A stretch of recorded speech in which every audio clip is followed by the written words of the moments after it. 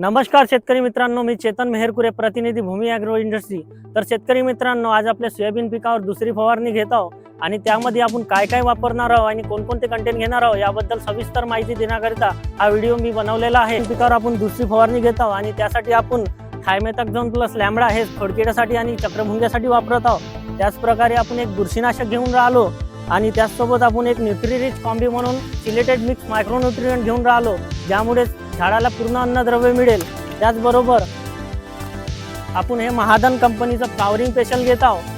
त्यासाठी आपण हे शूटर हे घेत आहोत। याचा या रिझल्ट 21 दिवसापर्यंत राहते आणि हे फुलावस्थेत तुम्ही मारू शकता, ज्यामुळे आपण फुले करपण्यासारखे कोणतेच प्रकारे घडत नाही। मित्रांनो, आपण सोयाबीन पिकांमध्ये दुसऱ्या फवारणीमध्ये कोणकोणत्या प्रकारचे कंटेंट घेत आहोत याबद्दल सविस्तर माहिती तुम्हाला या व्हिडिओमधून दिलेली आहे। त्याचबरोबर तुमच्या काही समस्या असेल तर तुम्ही कमेंट बॉक्समध्ये कमेंट करू शकता। आम्ही तुमच्या समस्या सोडवण्याची नक्की प्रयत्न करू। धन्यवाद।